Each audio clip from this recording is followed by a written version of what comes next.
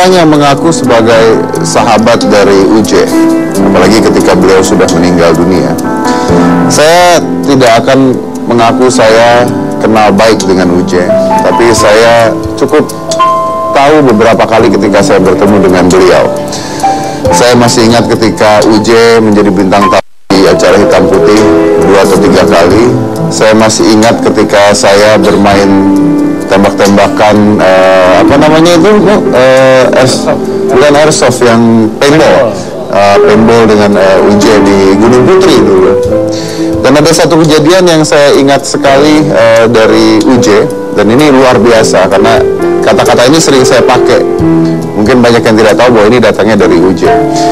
Jadi pada saat itu saya datang ke rumahnya UJ pada saat dia ada acara apa gitu, saya lupa. Saya datang ke acaranya UJ, bahwa anak saya masih usianya 2 tahun. Nah, anak usia 2 tahun ini kan pasti rewel ya, pasti belum ngerti lah gitu ya.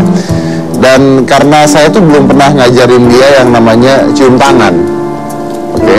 Jadi ketika yang lain pada pulang, anak-anaknya digendong, anak saya digendong juga, kebetulan ada mantan istri saya juga, Aska itu pasti dong disuruh sama ibunya, disuruh sama neneknya dan sebagainya, cium tangan, pasti gitu ya. Dan ketika itu Uji megang tangannya Aska, dan karena Askanya tidak ngerti cium tangan itu apa, usia 2 tahun ya, dan tidak mau cium tangan karena saya juga belum pernah ngajar tentang cium tangan, dan malu pasti anak usia 2 tahun ditekan seperti itu. Askanya tidak ngelakuin itu. Jadi ketika dipegang sama UJ cium tangan, Askanya diam gitu, ngeliatin, malah ngajakin salaman gitu. Lalu sama UJ pada saat itu, UJ-nya pegang tangan anak saya, terus tangan anak saya dicium sama dia. Itu semuanya pada kaget. Ini benar-benar kejadian. Itu semua pada kaget. Ada ibu-ibu di sana. Kok gitu, kok nggak sopan, kok gitu, ngomong ke anak saya. Lalu dia bilang, enggak.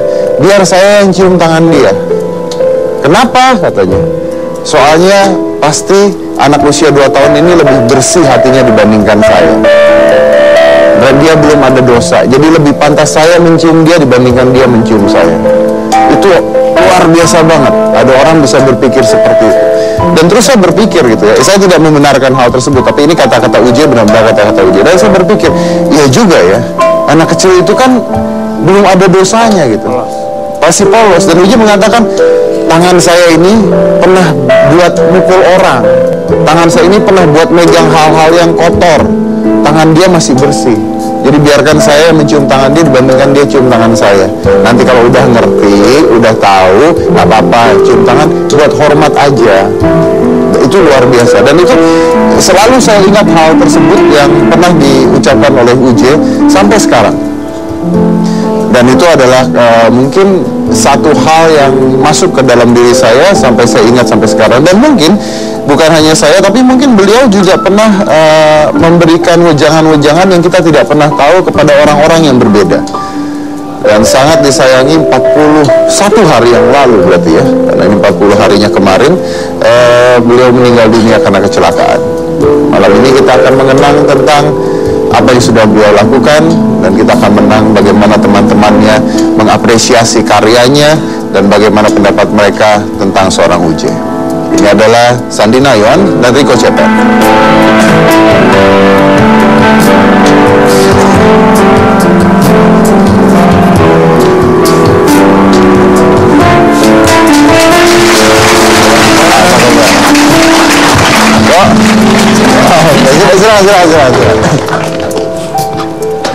Oke, Budi. Gimana aja mau di luar nggak apa-apa sih sebenarnya. Sini atuh.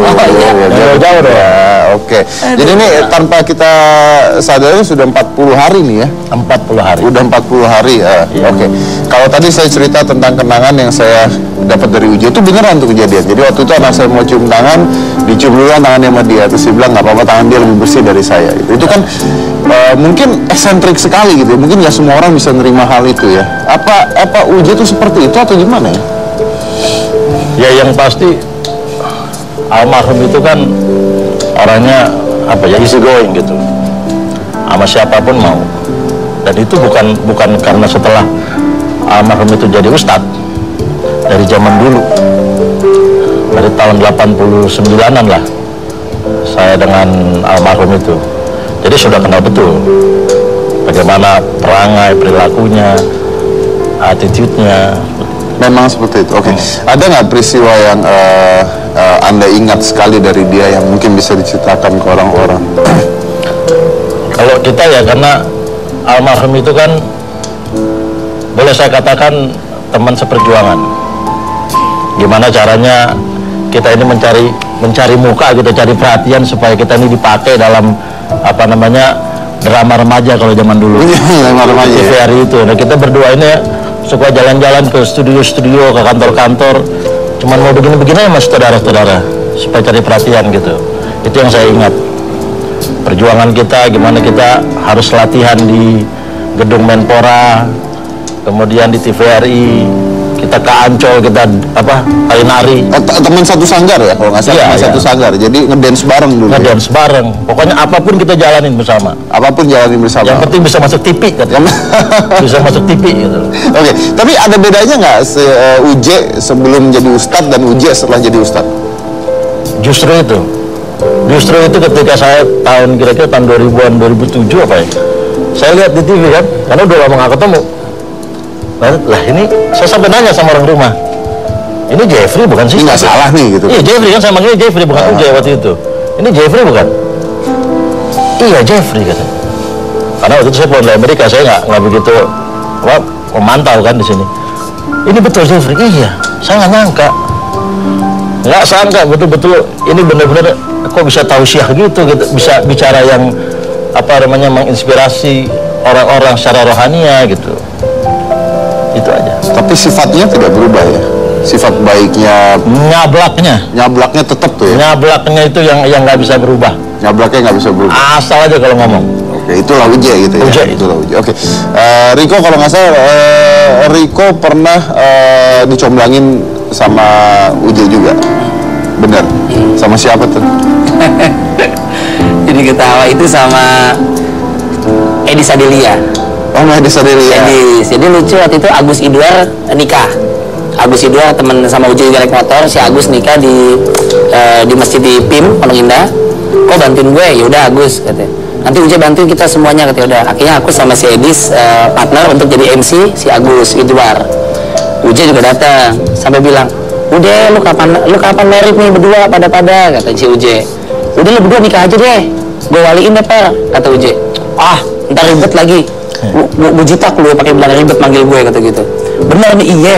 Makanya ketika waktu saya datang itu jam 4 subuh, ketika meninggal dapat kabar jam 1 malam itu dapat kabar, saya langsung telepon Agus Idwar jam 3-an, jam 4 Agus sudah di Istiqlal karena mau ngurus habis sholat Jumat, mau di sholat jenazah di Istiqlal jam 4 subuh. Lu mau nanya soal Uje kan? Betul per, ini gue lagi di Istiqlal ngurusin. Astagfirullahaladzim, jam 4 langsung, karena rumah deket, saya di Bintaro, dia di Rempoa, saya langsung ke sana dan sampai kerandanya datang belum dimandikan. Saya gitu, saya masih nggak percaya, coba nggak mau tahan nangis.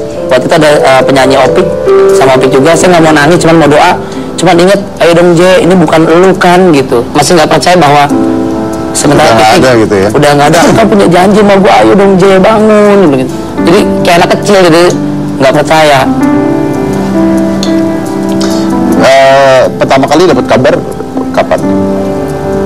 Saya pagi dari berita atau ada yang ngasih tahu? dari istri saya. Oh, dari istri. Iya. Apa itu pertama kali ketika mendengar itu? Saya ingat banget istri saya dari atas gitu, saya pas lagi nonton di bawah.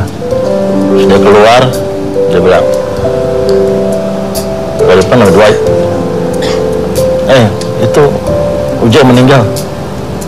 Saya masih nggak ngeh kan. Maksudnya apa? Uje meninggal. Kaget saya.